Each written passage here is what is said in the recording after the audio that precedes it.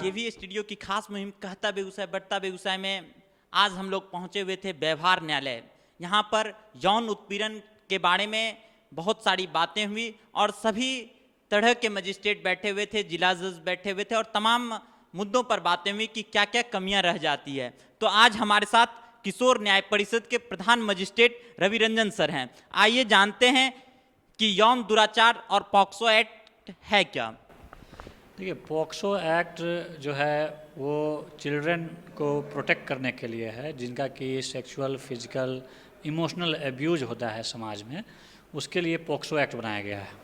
2012 में ये लेजिस्लेशन लाया गया था, जिसमें कि ऐसे बच्चे समाज के जो महरूम रह जाते हैं, जिनका किसी भी तरह का एब्यूज होता है ना, एक्सप्लॉइटेशन होता है, आइदर फिजिकली, इमोशनली और सेक्सुअली, तो ऐसे बच्चों के प्रोटेक्शन के लिए कानून निर्माताओं ने ये पॉक्सो एक्ट का ये निर्माण किया। और उसके तहत जो है बहुत सारे प्रोविज़न है, जिसमें कि चाइल्ड फ्रेंडली कोर्ट की बात है कि बच्चे को ऐसे कोर्ट में लेकर के आया जाए कि वहाँ जो है कोर्ट का जो परसेप्शन होता है कि कोर्ट ऐसा, कोर्ट में ले जाने पर कोर्ट पे हार्डन क्रिमिनल भी आते हैं, तो ऐसे परसेप्शन से बच्चे को हटाने के लिए ऐसे बच्चों के लिए चाइल्ड फ्रेंडली कोर्ट है जो पॉक्सो एक्ट के अंदर में बनाया गया है। वहाँ पर उनसे संबंधित जितनी बातें होती हैं, जितना ट्रायल होता है, वहाँ पर होती है। सर, जुवेनाइल जस्टिस आजकल एक बड़ा मुद्दा देश में उभर कर आया है, तो जुवेनाइल जस्टिस है क्या। देखिए, जुवेनाइल जस्टिस में ऐसे बच्चों को हम लोग लेते हैं जो बच्चे किसी भी कारण से, या तो अपने बैकग्राउंड के कारण या गलत संगति के कारण वो कोई क्राइम कर बैठते हैं। अपने नासमझी में, कम उम्र होता है, कभी कभी जोश भी ज़्यादा होता है, उसमें भी क्राइम कर लेते हैं, नासमझी में भी क्राइम कर लेते हैं। तो ऐसे बच्चे जो लॉ के कन्फ्लिक्ट में हैं, लॉ कहता है ये मत कीजिए, लेकिन ऐसा बच्चा जो वो कर दिया तो उसको हम कहते हैं children in conflict with law, ठीक है ना। वो लॉ के अगेंस्ट काम कर दिया, इसलिए उसको children in conflict with law कहते हैं, ठीक है ना। ऐसे बच्चों को हम लोग CICL, children in conflict with law कहते हैं। जो बच्चे किसी भी प्रभाव में आकर के जो लॉ है उसको वायलेट करते हैं, तो ऐसे बच्चों को जुवेनाइल जस्टिस एक्ट के माध्यम से हम लोग जो है डील करते हैं। सर, जब भी कोई जुवेनाइल केस पुलिस के सामने आता है तो उसकी प्राथमिकताएं क्या क्या हो जाती है उस वक्त। देखिए, पुलिस का रोल बहुत ज़्यादा है। पुलिस सबसे पहले तो वर्ड जो है पुलिस जो यूज्ड है एक्ट में, वो CWPO है, चाइल्ड वेलफेयर पुलिस ऑफिसर। देखिए, वेलफेयर पुलिस ऑफिसर की बात कर रहा है ना, कि ऐसा पुलिस ऑफिसर जो बच्चे के वेलफेयर के लिए है ना, उसको हथकड़ी नहीं लगानी है, पुलिस को जो है यूनिफॉर्म में नहीं आना है ना, उसको थाने नहीं ले जाना है। ये सब बहुत सारे बच्चे, जैसे ही बच्चे को पकड़ा जाता है उसके पेरेंट्स को कांटेक्ट करना है, उनके लिए लीगल एड का मुहैया कराना है, कोई एडवोकेट को लेकर के आना है कि बच्चे को रिप्रेजेंटेशन कैसे होगा बोर्ड के सामने में। तो इन सब सारी चीज़ों को पुलिस को ध्यान देना है ना। पुलिस बहुत बड़ा स्टेक होल्डर है इसमें, बहुत बड़ा, पुलिस का बहुत बड़ा रोल है, जो कि कई बार लैप्सेस हो जाती हैं अवेयरनेस के कमी के कारण, है ना। उसका संवेदीकरण नहीं हो पाता है पुलिस का समय समय पर। जो आज सेमिनार हम लोगों का हुआ सेंसिटाइजेशन कम अवेयरनेस प्रोग्राम ऑनरेबल कोर्ट के माध्यम से, वो इसीलिए ऑनरेबल कोर्ट ने कराया कि जितने भी स्टेक होल्डर है, चाहे पुलिस ऑफिसर हो, चाहे प्रोबेशन ऑफिसर हो, चाहे जो है जुडिशियल ऑफिसर्स हो, कोई भी स्टेक होल्डर, चाहे DCPU हो, चाहे चाइल्ड केयर इंस्टीट्यूशन जितने हैं उसके जो सुपरिटेंडेंट होते हैं, बाल गृह के सुपरिटेंडेंट, बालिका गृह के सुपरिटेंडेंट, जितने भी सुपरिटेंडेंट, सबका रोल उसमें दिया गया है कि बच्चे को कैसे आपको केयर करना है, कैसे प्रोटेक्ट करना है, सारा चीज़ उसमें दिया हुआ है ना। यही पुलिस को भी समझना है कि उसका क्या रोल है। जब बच्चे को जैसे ही वो लाती है तो उसको क्या करना है। बच्चे को यूनिफॉर्म में लाएंगे तो बच्चा डरेगा, अपनी बात नहीं कह पाएगा, इसलिए यूनिफॉर्म में नहीं रहना है। उसको हैंडकफिंग नहीं करना, उसको हथकड़ी किसी कंडीशन में नहीं लगाना है, बच्चे को हथकड़ी नहीं लगाना है ना। ये सब सारी बातें जो हैं वो JJ एक्ट में दी गई है, जिसको कि फॉलो करवाना है, इसीलिए यह प्रोग्राम आयोजित किया गया। सर, जब कोई डरा हुआ बच्चा आपके पास आता होगा तो आप लोग किन किन छोटी छोटी बातों पर ध्यान देते होंगे पहले।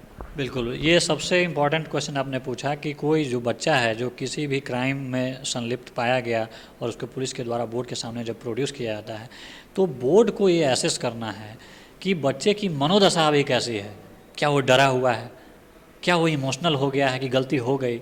ये असेसमेंट आपको करना है। बीइंग ए बोर्ड आप जो है आपको एसेस करना है कि बच्चा जो है कहीं मोरली, साइकोलॉजिकली जो है बहुत ज़्यादा टूट तो नहीं गया है, तो उससे हमको क्वेश्चन करना है, छोटी छोटी बातें पूछनी है, किस क्लास में पढ़ते हो, है ना, तुम्हारे दोस्त कौन कौन है ना, तुम्हारे पिताजी क्या करते हैं, ताकि वो थोड़ा सा क्लोज हो।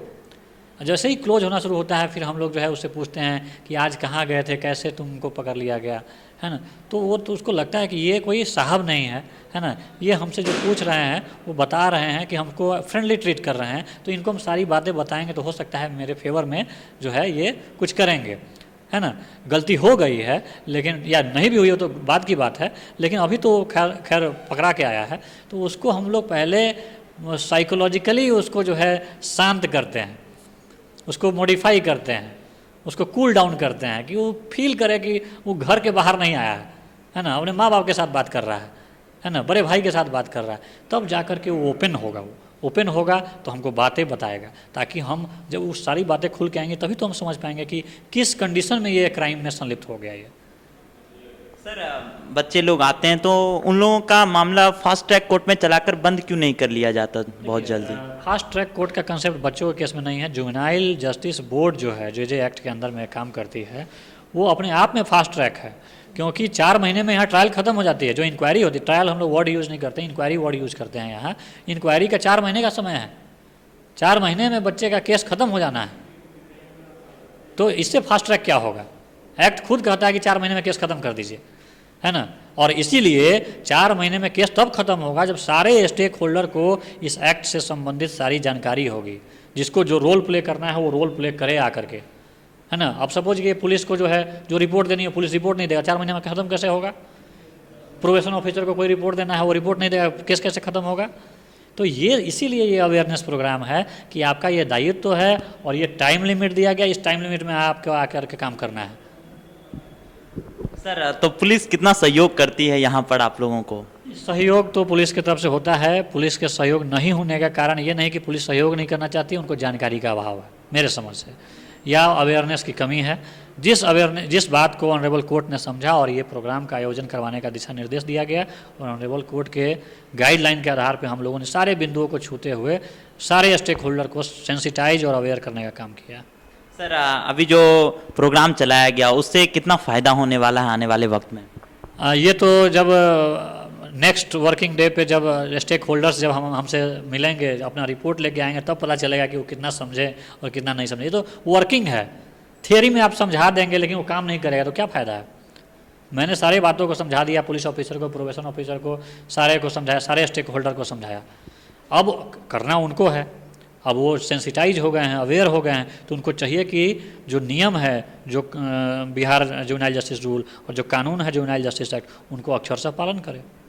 बहुत बहुत धन्यवाद सर, जिस तरह से आपने जुवेनाइल जस्टिस के बारे में अवेयरनेस फैलाया, और कोर्ट में इस तरह के कार्यक्रम अगर हो रहे हैं तो कहीं ना कहीं हम लोगों को भी लगता है कि और तेज़ी से सारे मामले खत्म होंगे और तमाम लोगों को न्याय मिलेगा। बहुत बहुत धन्यवाद सर।